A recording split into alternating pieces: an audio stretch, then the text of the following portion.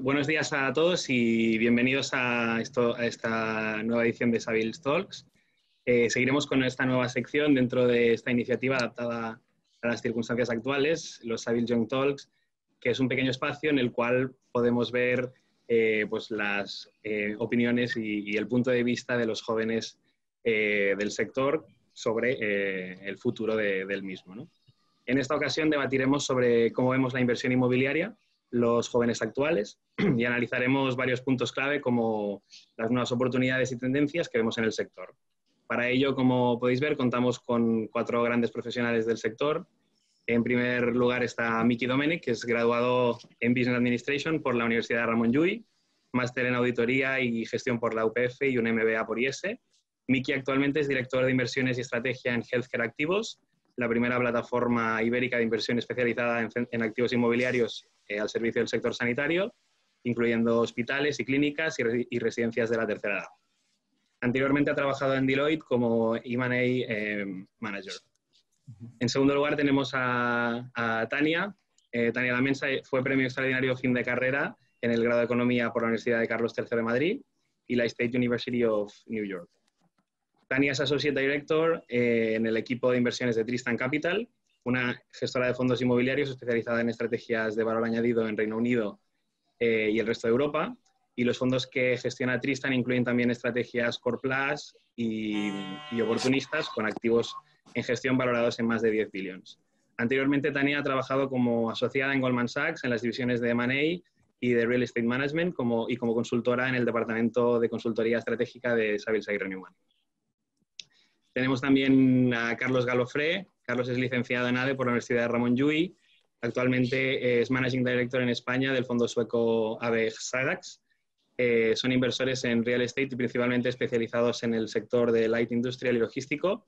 Poseen y gestionan más de 3 millones de metros cuadrados en Europa, principalmente en Suecia, Finlandia, Francia y Países Bajos, Alemania y Dinamarca. Y recientemente, en 2019, han entrado con una fuerte apuesta por el mercado español, liderados por Carlos. Carlos tiene una visión muy global de los diferentes usos del inmobiliario español, ya que anteriormente ha trabajado como director de Real Estate Investments en la suiza Stonbeck y como Investment Manager en Mauro Hotel Development.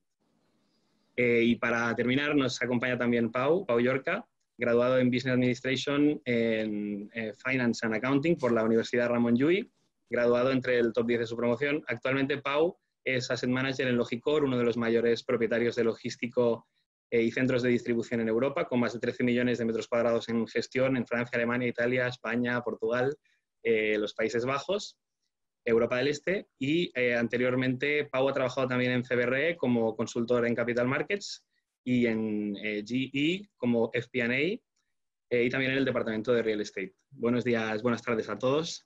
Bienvenidos a este Savills Talks. Es un honor compartir opinión con vosotros y muchas gracias por estar aquí. Buenas tardes, muchas gracias. Gracias por la invitación. Sin más dilación, quería empezar a preguntaros, ya que en estos últimos meses, dada la situación actual, hemos visto como muchos sectores económicos vaticinaban un periodo de desaceleración similar al de 2008.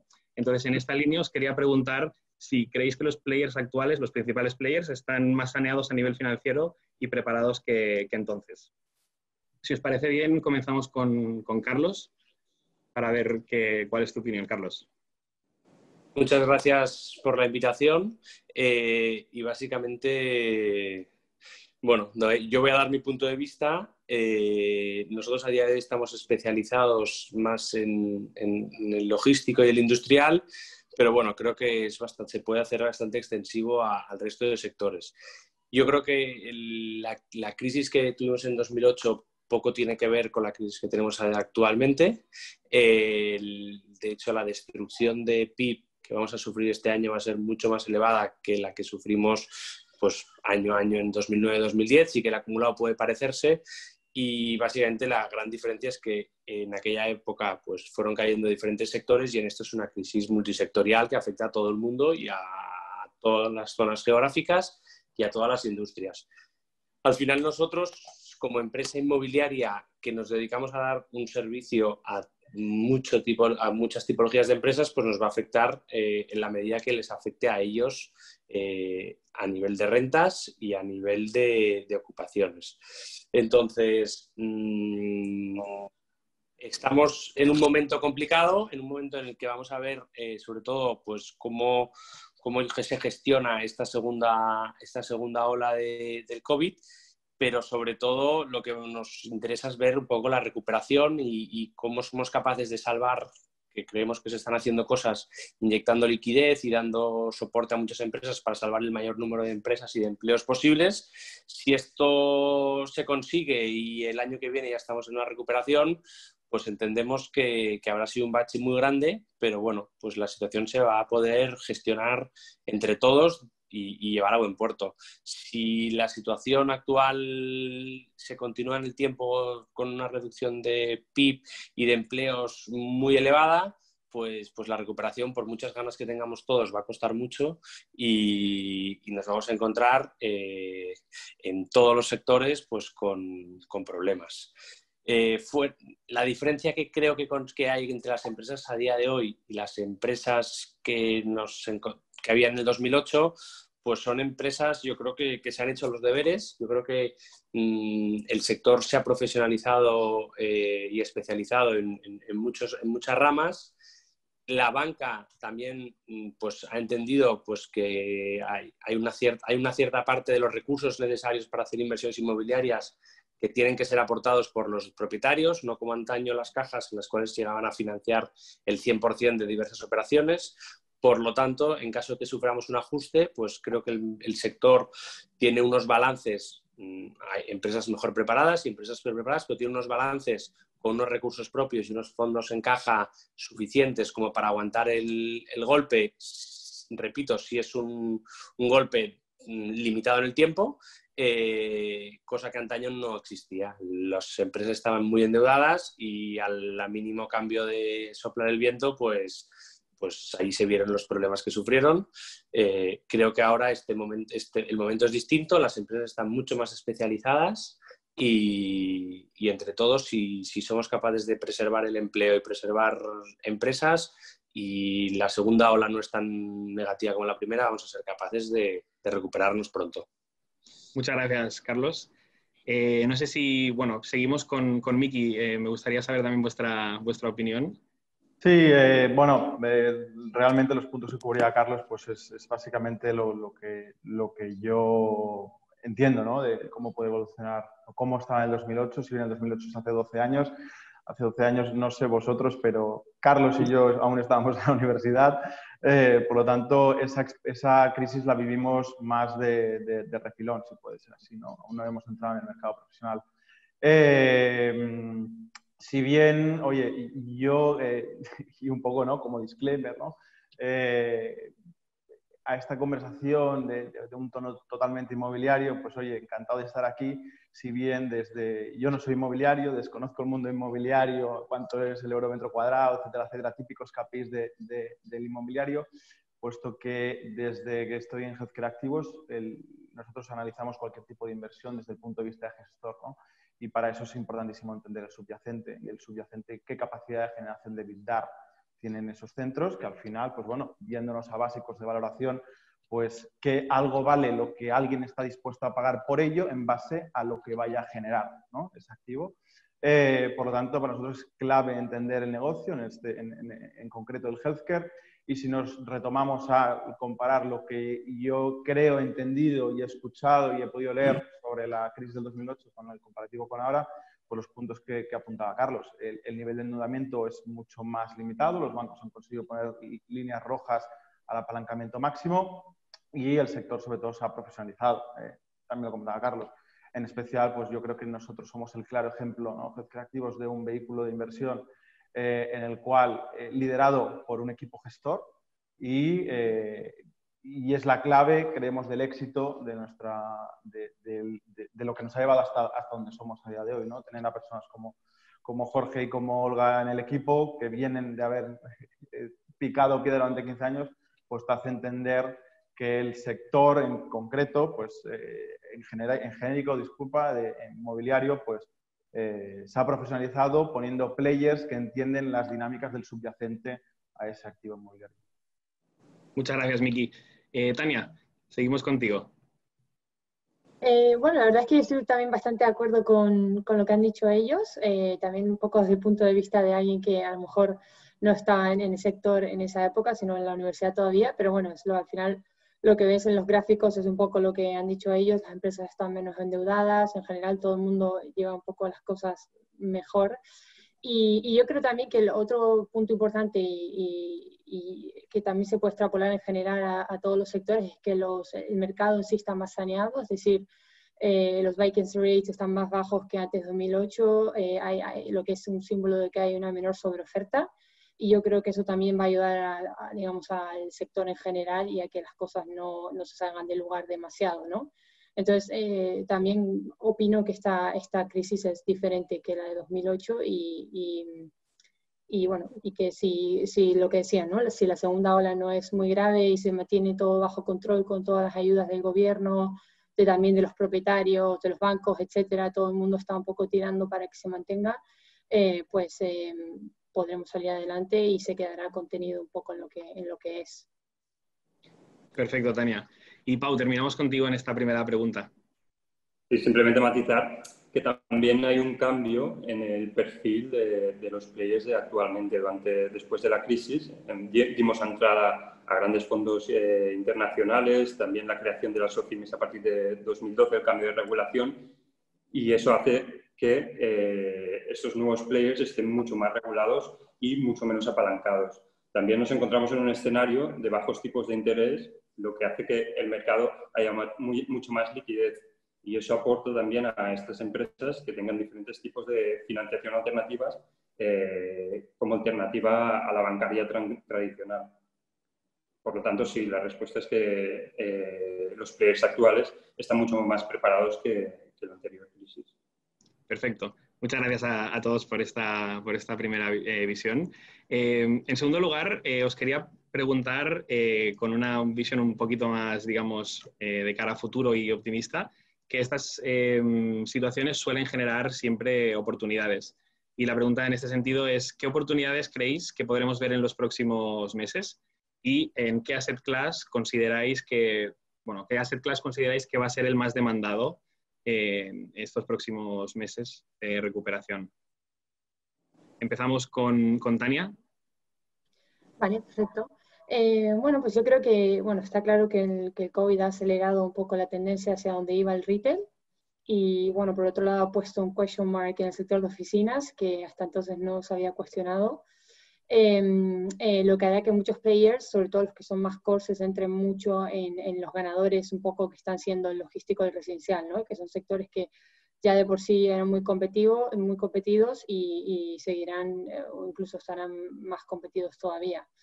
Entonces, en ese sentido, yo creo que las oportunidades estarán precisamente, ¿no?, en estos sectores que el COVID ha afectado más, que son oficinas, hoteles y seguramente desarrollo especulativo.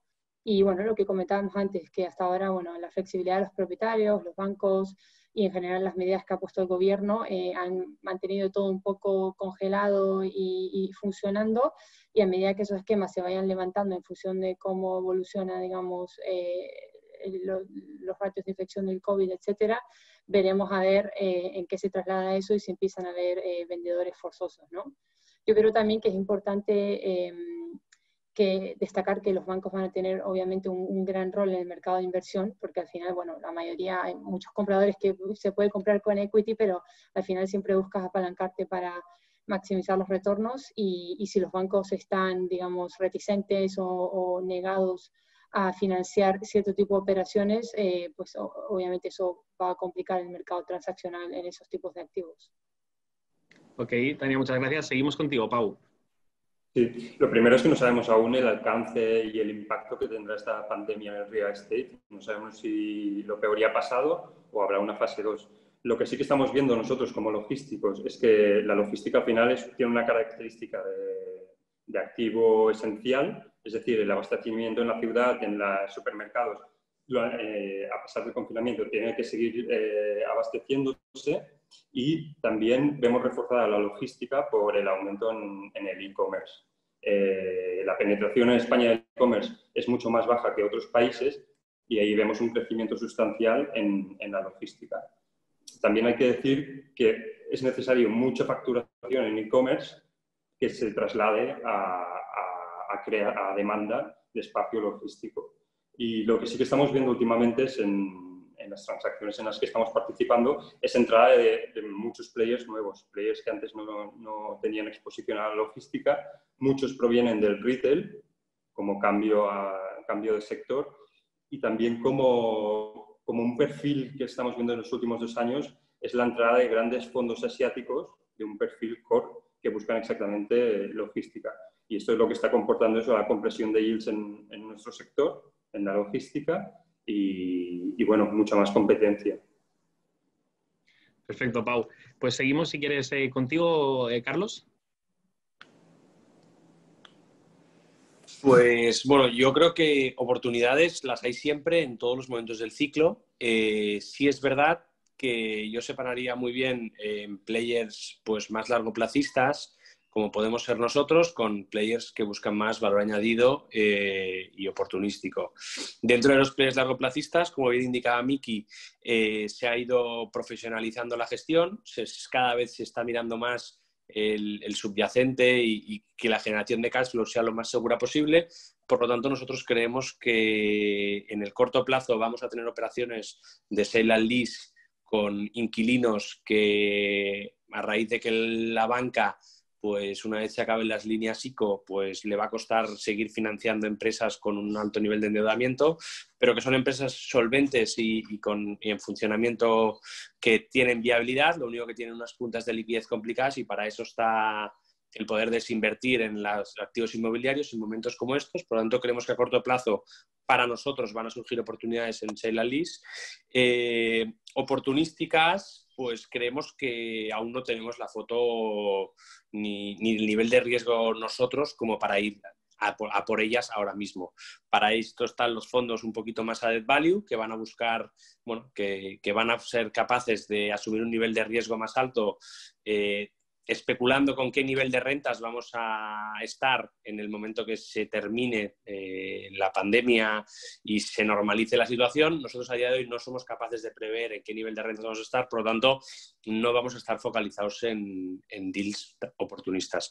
Pero sí que, como he dicho antes, en todas aquellas operaciones sale and lease donde el subyacente y la empresa que nos venda sea capaz de generar cash flows de maneras prácticamente segura, pues ahí vamos a estar para inyectar liquidez en el mercado. Muy bien, Carlos, muchas gracias. Miki, terminamos contigo. Sí, bueno, yo, como decía antes, ¿no? Centrando la conversación en lo que sería la pata de healthcare y viendo desde el punto de vista de gestor, que es el análisis que hacemos nosotros, pues un poco siguiendo la línea de Carlos, ¿no? La visión largoplacista, que es de la que tenemos y la que creemos que a largo plazo es la apuesta vencedora en cualquier caso. Pues óyeme, yo lo que creo es que esta pandemia lo que nos ha dado es la oportunidad de reevaluar los riesgos en concreto que tiene el sector healthcare, y en concreto ha sido, bueno, el sector de la residencia de tercera edad ha sido un sector súper castigado. Hospitales privados en ciertas regiones, pues ha visto que la comunidad autónoma ha decidido pues bloquear el hospital privado por si había un pico de pandemia, pues de tener camas disponibles. Y bueno, ha cambiado un poco lo que nadie esperaba que podía pasar, ¿no? Por tanto, cuidado que nos pone en manifiesto los riesgos que tiene el sector healthcare, que es un sector muy complicado, es un sector que no se puede analizar desde un punto de vista puramente inmobiliario, que el Excel lo aguanta todo, como siempre se ha dicho, ¿no? Los contratos variables, oye, pues hagamos una combinación de rentas fijas más rentas variables, contratos sin obligados cumplimientos, contratos sin garantía de empresas matriz, ¿no? Pues bueno, al final nosotros, nuestra visión, al ser largoplacista, pues nosotros vamos a contratos triple net puros, como son entendidos en Europa, que aquí en España, cuidado, que a veces pues, tampoco acaba de encajar o tampoco se acaba de entender, poco a poco se está estableciendo, con garantía empresa matriz, obligado cumplimiento, está clarísimo. Y oye, al final es un partnership a largo plazo con el gestor, en el cual, pues tras haber analizado cuál es la capacidad de generación de EBITDA y ya entendiendo desde, oye, los business plans proyectados a un 98% de ocupación son ilusiones. O sea, no nos olvidemos, el sector de las residencias de tercera edad estaba en todos los últimos 3 años con ocupaciones del 98%, tras la pandemia han caído hacia el 75%, ¿no? Bueno, si tú juegas, eres capaz de evaluar cuál es la capacidad de generación de EBITDA de ese centro, eres capaz de entender los fundamentales, las métricas, los incrementos de costes directos debidos a la pandemia, incrementos de costes de personal, disminución de ocupación, y al final eres capaz de estipular una tasa de esfuerzo que sea affordable en un periodo de tiempo pues largo plazo, de 25 años, como es lo que tenemos visto, pues al final es el caballo ganador, puesto que en cualquier caída de ocupación, en cualquier incremento de masas de costes salariales que va a haber en el sector, y es evidente, le permite al operador pagarte la renta y que nunca te pague la renta, ¿no? Entonces, yo creo que las oportunidades ya estaban. El sector healthcare, y es focalizado en las residencias de tercera edad, es un sector que el 20% de las camas instaladas en este país están controladas por el top 10 de operadores internacionales de primer nivel. El resto está súper atomizado. Las oportunidades están ahí. Pero sobre todo la pandemia lo que va a poner es, oye, una revisión de fundamentales. Fundamentales sobre todo a necesidades de la población en cuanto a residencias de tercera edad. Es decir, va a haber, ya no solo es ver, oye, cuál es el catchment area, cuál es el ratio de cobertura para mayores de 65 años, cuidado, esto se ha complicado mucho más. El ratio de cobertura de alta dependencia está por encima de los 80 años, puedes tener un orden de magnitud. Una persona con 65 años a día de hoy está totalmente válida.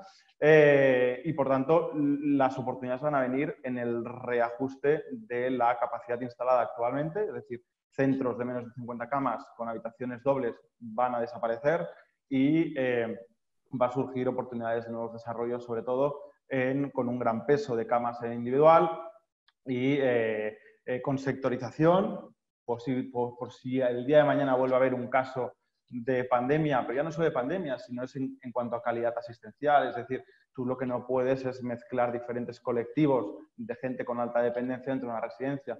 No es lo mismo un Alzheimer, ¿no?, con alguien que tenga pues, incapacidad de movimiento, ¿no?, por decirlo de alguna manera.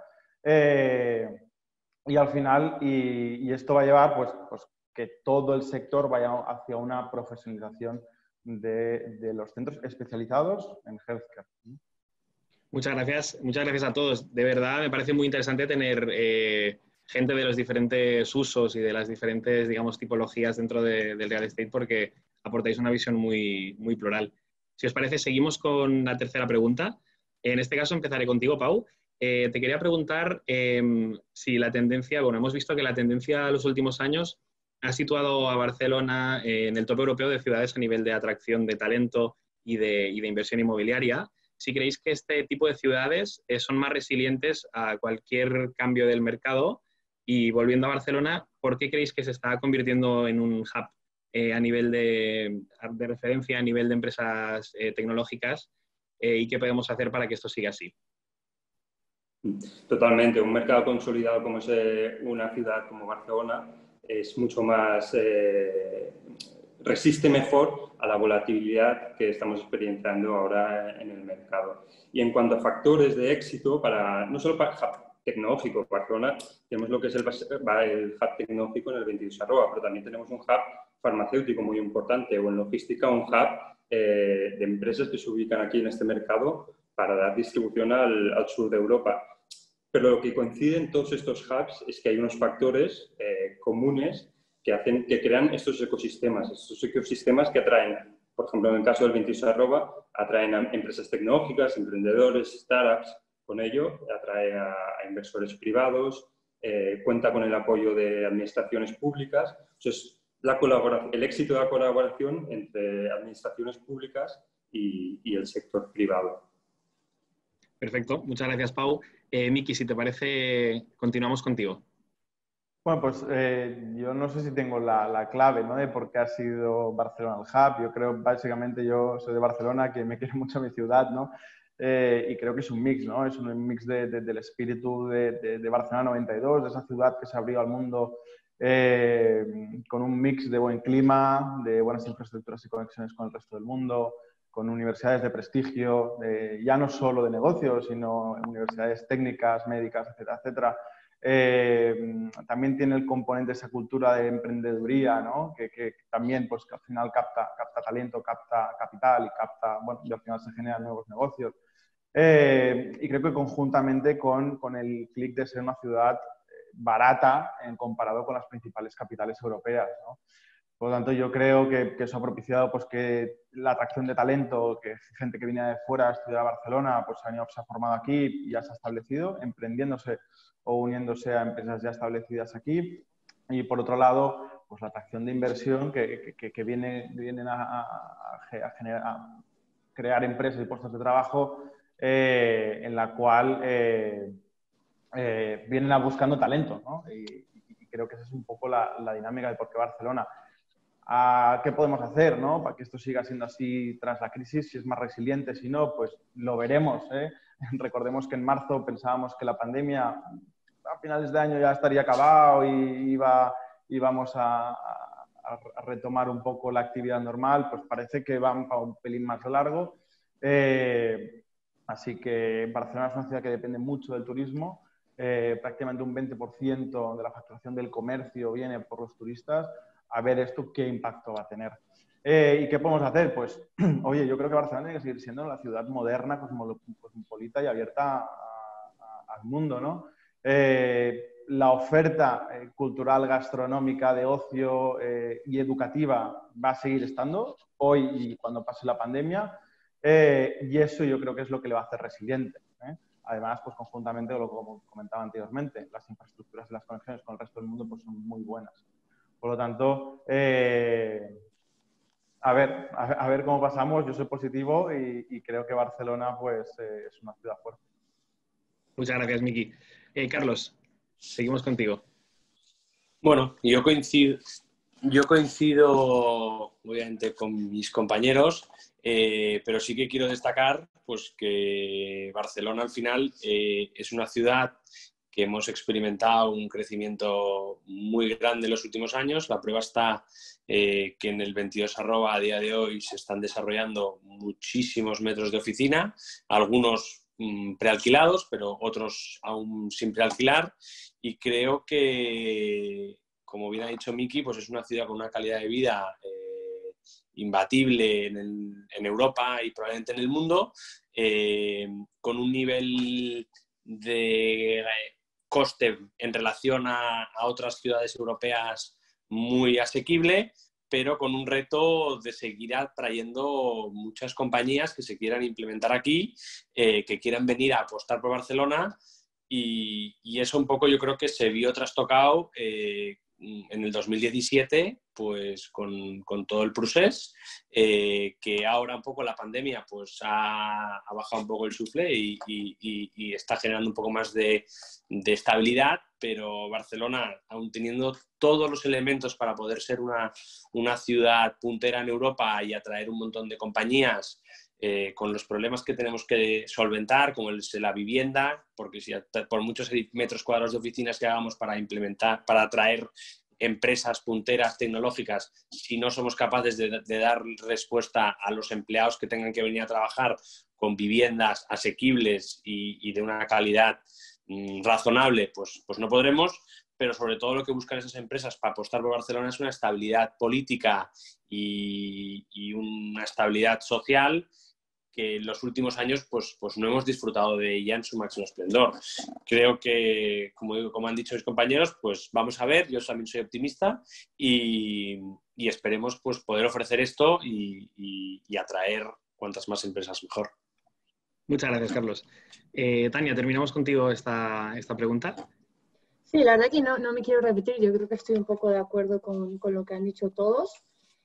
Como has apuntado tú al final, la ciudad pues ha cambiado mucho de forma estructural y se ve, por ejemplo, en cifras de contratación de oficinas, en cifras de desocupación. Ha cambiado muchísimo el perfil de Barcelona, como a lo mejor antes una ciudad un poco más secundaria, una ciudad que ya le está haciendo frente a Madrid.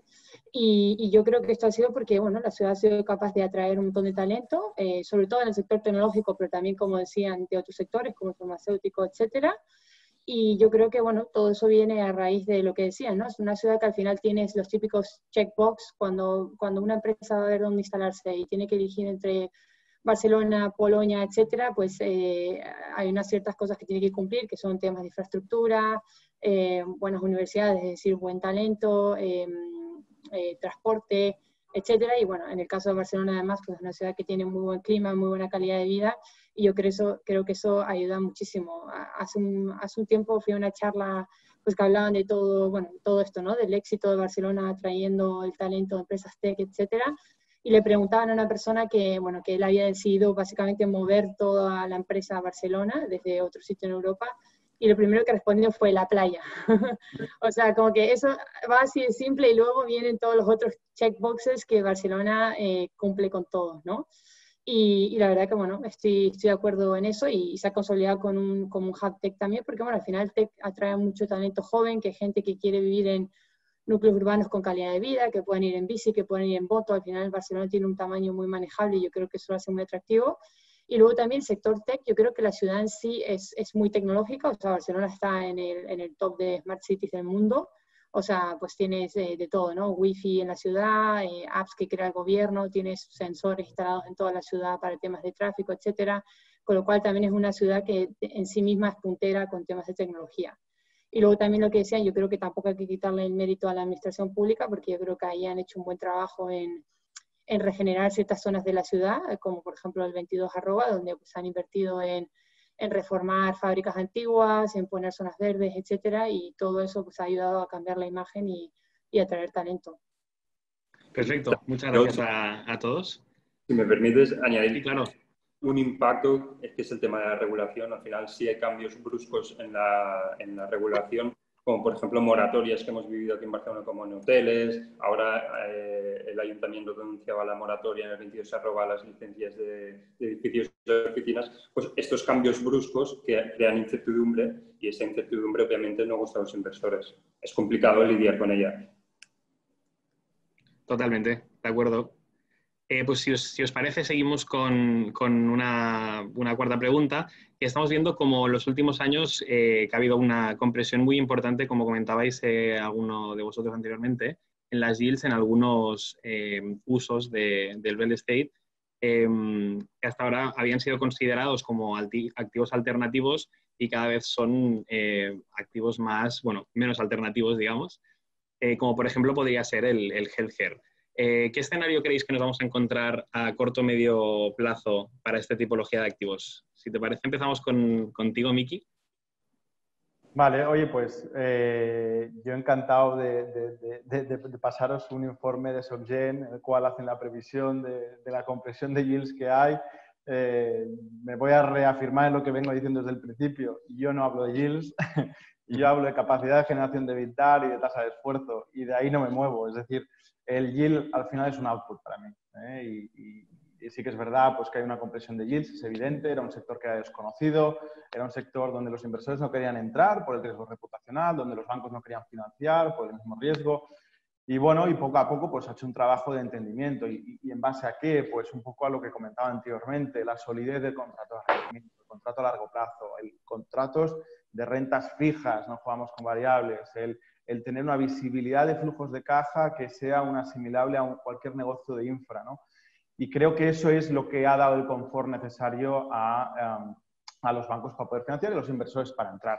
Dicho esto, la compresión de yield, pues dado por el entendimiento de las dinámicas de cómo empieza a funcionar el sector, viendo que es un sector atractivo y la caída de los tipos de interés, pues ha hecho esa compresión.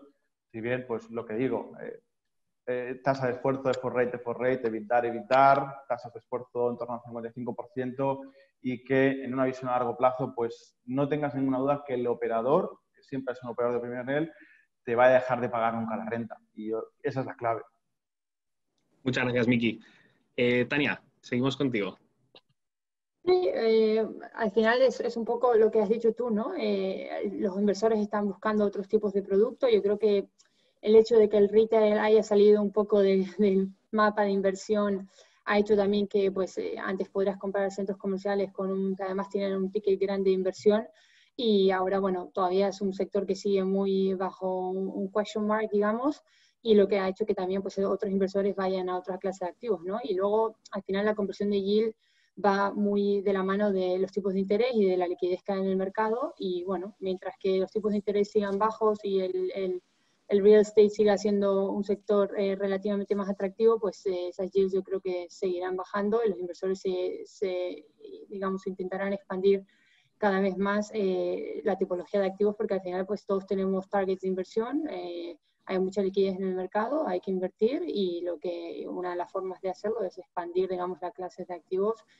en las que invertimos. Y al final estos sectores pues tienen, digamos, tendencias estructurales que son muy sólidas, como por ejemplo el sector de healthcare por el envejecimiento de la población, el aumento de la demencia, etcétera, que son obviamente tendencias que vemos a largo plazo y que vemos que van a ocurrir. Y lo mismo pasa también con otra clase de activos, como por ejemplo el student housing, etcétera, ¿no? Al final son sectores en los que si tú crees en los fundamentales y en la parte macro, pues luego tienes que aprenderte pues la parte de gestión, operación y ya puedes entrar. Entonces yo creo que muchos players están también siguiendo esa estrategia para ampliar el abanico de inversiones, donde meter liquidez y invertir dinero. Muchas gracias, Tania.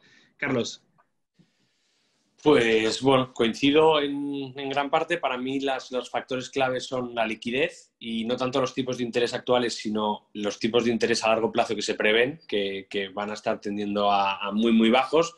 Esto hace que cualquier activo que te rente algo, pues sea mejor que tener el dinero en el banco. Hace tiempo que descubrimos que la renta fija no era fija y ahora estamos descubriendo que ya no es ni renta. Entonces, pues el inmobiliario está trayendo a muchos inversores con ahorro que, como decía antes, pues buscan una rentabilidad. Sí es verdad por eso que hay que ir con pies de plomo. O sea, lo que no vale es yo tengo que invertir X dinero porque allí pues hay en compañías donde van los bonos de los gestores, etcétera, y a día de hoy pues la incertidumbre es muy grande. Entonces, yo creo que en nuestro sector, que es el industrial logístico, hasta hace muy poquito pues era un alternativo que la gente invertía en parte para diversificar. Creo que nosotros desde el año 2000 estamos especializados en este tipo de activos en Suecia. Logicor pues nace también, es el principal player europeo a día de hoy, nace también después de la crisis del 2008 y se especializa. Y estos son compañías pues, que, como decía bien Miki, pues podemos intentar entender mejor, debido a nuestra especialización, el subyacente, las rentas de mercado de la zona, etcétera, pero no vale todo. Entonces, yo creo que sí que es importante remarcar que dentro del sector no es lo mismo el industrial que el logístico. El logístico, a día de hoy, podemos decir que ha pasado de ser el patito feo a ser el sector de moda, el e-commerce pues subiendo a unas velocidades trepidantes, con el encierro, cuando nos encerraron en nuestras casas para hacer frente a la pandemia, pues ya no es que fueran de estudiantes de moda, sino que eran esenciales para poder sobrevivir como población. Entonces esto ha hecho que las yields se apretaran mucho. Entonces yo lo único que digo es que entiendo esa compresión, pero hay que estudiar muy bien a qué yields, o sea, a qué rentas estás entrando, cómo va a evolucionar el mercado y cuál es tu estrategia. Totalmente de acuerdo. Y Pau, terminamos contigo esta pregunta. Sí, en relación a lo que decía Carlos, estoy totalmente de acuerdo. Últimamente lo que estamos viendo es que nuevos players entran en mercados sin tener realmente una experiencia en el sector, y eso hace que las inversiones sean complicadas y arriesgadas. Y después, sobre el punto que decía Miki y Tania, yo creo que antes de la pandemia lo que había pasado es que muchos fondos habían captado gran cantidad de capital y ahora lo que hay es mucha presión precisamente para invertirlo, y esa es la dificultad. Entonces lo que están haciendo es diversificación geográfica y diversificación en tipología de producto, y ahí es cuando vemos fondos multiproducto que entran en alternative, en logística, y están buscando sectores que sean refugio durante esta época de post-pandemia. Perfecto, muchas gracias. Y para terminar, tengo una última pregunta para todos vosotros. Empezaremos contigo, Pau. Hemos visto también que ante una reducción de los procesos de venta, muchos propietarios como podéis ser, por ejemplo, vosotros, están aprovechando para hacer inversiones en CAPEX en sus activos. ¿Consideráis que estas inversiones le aportan valor al activo? Es decir, ¿estamos mejorando nuestra capacidad de retención de tenants, nuestras ERVs, reduciendo potenciales periodos de vacancy, etcétera? Totalmente. Nosotros tenemos varios fondos. En función del perfil del fondo, nuestro principal objetivo es la creación de valor en el activo. Es decir, ver crecer el activo y cumplir todo el ciclo de vida del activo. Y este ciclo lo que incluye es, en algún punto, la inversión en CAPEX para mejorarlo y conseguir traducirlo en unas rentas más altas. Así que totalmente es a lo que nos dedicamos. Perfecto. Tania, seguimos contigo en esta cuestión. Sí, yo creo que definitivamente pues, hay muchas personas que se han puesto un poco ahora, ¿no?, a hacer los deberes y a invertir a lo mejor programas de CAPEX que tenían pensado no hacer finalmente porque iban a vender, etcétera, pues han dicho, oye, pues me lo quedo y hago los programas de CAPEX. Yo creo que si se invierte, por lo lógico es para poder crear valor y sacar algo de ello, por lo menos en nuestro approach. Lo que sí creo que en oficinas es cierto que para mí, o sea, ahora meterte a hacer reformas cuando tampoco sabes cómo va a ser la nueva demanda de oficinas, ¿no? O sea, a lo mejor la demanda de oficinas va a ser, bueno, como era antes, open space, etcétera. O sea, ahora las empresas van a demandar, oye, un montón de particiones, muchas salas de reuniones, porque hay mucha gente trabajando desde casa y vienen a reunirse. Entonces, en ese sentido, sí que creo que sería prudente esperar y un poco ser reactivos a, oye, pues tengo una demanda de un tenant, vamos a trabajar juntos en esta implantación, vamos a ver qué te funciona para, digamos, la nueva normalidad. Y bueno, en ese sentido sí que creo que hay cierto mérito en esperar, pero bueno, entiendo que hay mucha gente que está aprovechando ahora para hacer esos programas y aumentar el valor del activo y bueno, poder sacar rentas más altas o un precio más alto en la salida, cuando vayan a salir. Muchas gracias, Tania. Carlos, seguimos contigo. Total, o sea, creo que los programas de CAPEX, al menos en nuestro sector, en el industrial y logístico, son hiper necesarios. Tenemos un parque de naves muy, muy antiguo, muy descuidado. Desde el 2008 creo que los únicos tipos de activos que se han desarrollado especulativamente han sido activos logísticos, básicamente porque no existían los activos logísticos con las demandas actuales de los Amazons, DHLs, etcétera, que eran naves mucho más bajas, mucho más viejas. Por lo tanto, el nivel de rentas en el que nos movemos en el sector industrial no ha llegado a día de hoy antes de la pandemia no había llegado a ese nivel de rentas que te permite desarrollar nuevo producto, ni en Barcelona ni en Madrid, y menos en el resto de empresas secundarias. Por lo tanto, los programas de CAPEX son necesarios. Yo creo que España tiene un sector industrial muy atomizado, en el cual son muchos pequeños propietarios que alquilan pequeñas naves y la entrada de players como nosotros, como algún vehículo que utiliza Logicore para entrar en el mismo tipo de activos, etcétera, pues está ayudando a intentar concentrar algunos propietarios con más activos donde nuestros cash flows nos permitan hacer estos programas de CAPEX y así poder dar soluciones a los inquilinos que a día de hoy no encuentran. Estamos hablando que la ocupación en nuestro sector, en las principales plazas de Barcelona y Madrid, en los principales polígonos, están prácticamente al 100%, y lo que está vacío es porque es inalquilable por falta de esos programas de CAPEX. Entonces, yo creo que son súper necesarios, no en el momento actual, que también lo son, porque al final nuestra compañía al final genera un cierto volumen de ingresos anuales y no tenemos una presión por invertirlos, pero en el momento actual, con tantas incertidumbres, como hemos dicho antes, vamos a estar muy focalizados en sale and leasebacks, pues todo ese flujo de recursos que no estamos pudiendo invertir en adquisiciones de nuevos activos, lo vamos a destinar en mayor medida a ese CAPEX, a nuestros activos, con vistas a, en un primer momento, retener y prolongar los alquileres actuales, pero no nos engañemos, también a incremento de rentas en el momento que sea posible. Por suerte para nosotros, pues el sector industrial viene pues con un decalaje respecto a las rentas de mercado. Nuestra cartera a día de hoy está más de un 10% por debajo de las rentas de mercado que nos dicen en nuestras valoraciones trimestrales un tercero, pues por lo tanto ahí pues vamos a tener un poco de suerte y mientras las empresas continúen pagando, nosotros vamos a estar a su lado, pero bueno, hasta que no venzan los contratos no se van a tener que renegociar, pero sí que consideramos que en la medida de lo posible vamos a incorporar ese CAPEX para intentar incrementar las rentas cuando podamos. Muchas gracias, Carlos. Y Miki, terminamos contigo esta última pregunta.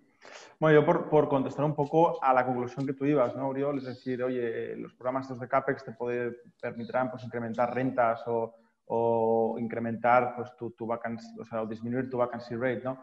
Bueno, el sector healthcare en el nuestro, el occupancy rate es del 100% y si no tienes todos los edificios ocupados, pues tienes un problema.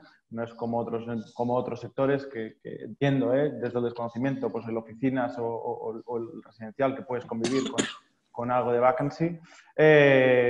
¿Y por qué es eso, no? ¿Y por qué estamos en el 100%? Bueno, pues al final es el partnership a largo plazo en esos contratos 20, 30 años a largo plazo, ¿no?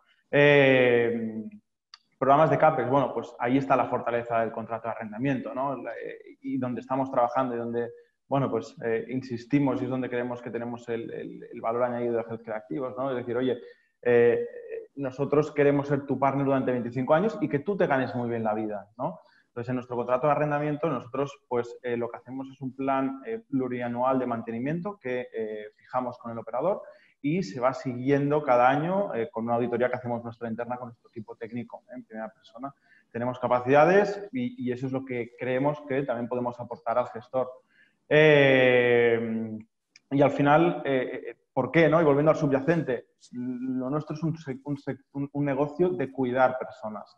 Por lo tanto, es importante que digamos, el mantenimiento de los edificios esté al día, porque al final es donde viven nuestras personas mayores y es donde pues, la calidad asistencial también viene dada por cómo está el edificio, ¿no? En rentas, en contratos a largo plazo, pues no hay a priori en el corto plazo alquileres de renta, renegociaciones de renta al alza.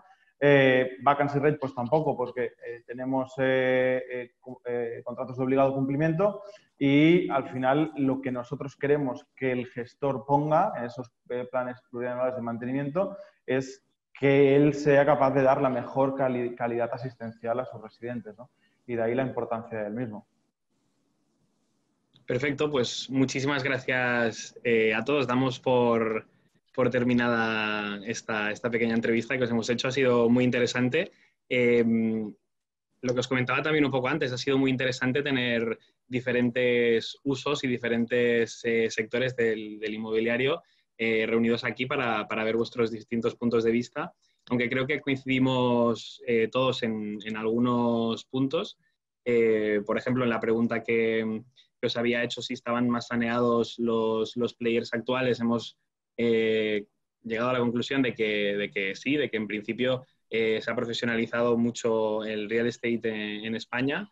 También hemos visto como, bueno, no nos poníamos muy de acuerdo en qué asset class sería el más demandado, pero vemos que habría oportunidades siempre, ¿no? Digamos, siempre hay oportunidades en todos los puntos del ciclo y que en algunos assets class más y en otros pues ya está más saturado el mercado.